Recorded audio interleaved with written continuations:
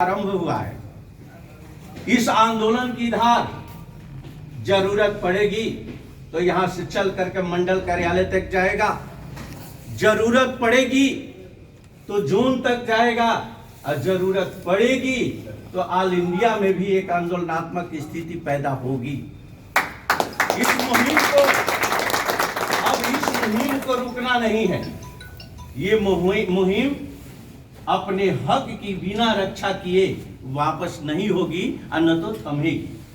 तो मैं आप सभी से आग्रह करता हूं कि अनिश्चितकालीन आंदोलन में आप पूरी शक्ति के साथ खड़े रहें, और जब भी समय मिलता है, समय महत्वपूर्ण आपका है मैं समझता हूं, लेकिन महत्वपूर्ण समय को आपको निकालने की जरूरत है।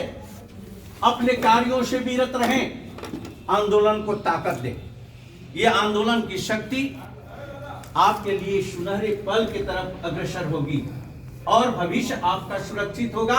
इसमें कहीं से कोई संशय पालने की जरूरत नहीं है, संघर्ष से पीछे हटने की जरूरत नहीं है। इस तानाशाह प्रबंधन के खिलाफ प्रबल आवाज उठाने की जरूरत है। और मैं आपको बता देना चाहता हूं इस मंच के माध्यम से कि चाहे प्रबंधन का कोई भी व्यक्ति तानाशाह व्यक्ति हो, आप अपने अधिकारों का दुरुपयोग करने के लिए नहीं बैठे हो, आप अपने अधिकारों का अनुपालन करने के लिए बैठे हो। और कार्यों अपने अधिकारों का अनुपालन अगर नहीं करते हो, विधि सम्मत तरीके से आप नहीं चलते हो, तो ये मान करके चलो कि फंडामेंटल राइट का वहां पहरा तुम्हारे ऊपर बैठा हुआ है, कॉन्स्टिट्यूशन का पहरा तुम्हारे ऊपर बैठा हुआ है। कॉन्स्टिट्यूशन को इग्नोर करके तुम कार्य नहीं कर सकते हो। तो ये ध्यान रखने की जरूरत है कि जहां भी फंडामेंटल राइट का उल्लंघन होता है, वहां तुम्हारी सारी शक्तियां वहां क्षीण हो जाती है। इसको नजरअंदाज करके अगर चलते हो तो अभिकर्ता फंडामेंटल राइट और विधि के अधिकारों के अंतर्गत तुम्हें यह एहसास कराने के लिए बिल्कुल सक्षम है।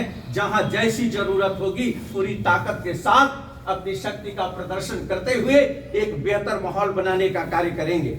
अब मैं अपील करना चाहूंगा विशेष करके जो भी हमारे सकारात्मक सोच के लोग हैं, चाहे जिस रूप में हो, वो क्लास 1 के रूप में हो, क्लास 2 के रूप में हो, क्लास 3 के रूप में हो, ये सकारात्मक सोच के अंतर्गत संस्था हितों के अंतर्गत अपने हक की लड़ाई को लेकर के लगातार ये आंदोलन चल रहा है। इस आंदोलन में आपके मॉरल समर्थन की हमें जरूरत है, क्योंकि इनडायरेक्ट वे में मैं कह सकता हूं कि संस्था के हितों के नजरअंदाज करके ये चलने वाले प्रशासन के लोग, ये चलने वाली वर्तमान सरकार पर भी नजरें रखने की जरूरत है। क्योंकि जो परिस्थितियां क्रिएट हो रही है, अगर भारतीय जीवन बीमा निगम प्राइवेट सेक्टर में चला जाता है तो इसे भी हमें ध्यान रखना है कि किसी भी स्तर पर भारतीय जीवन बीमा निगम के ऊपर भी प्रहार न होने पाए। अपने हितों के रक्षा, हम संस्था के हितों के रक्षा पूरी तन्मयता के साथ, पूरी शक्ति के साथ हम संघर्ष करेंगे, और उस शक्तियों से भी टकराने से हम पीछे नहीं हटेंगे जो तानाशाह प्रवृत्ति के लोग हैं और अपने को बहुत समर्थवान मानते हैं। मैं कहता हूं कि कानून को हाथ में लेकर के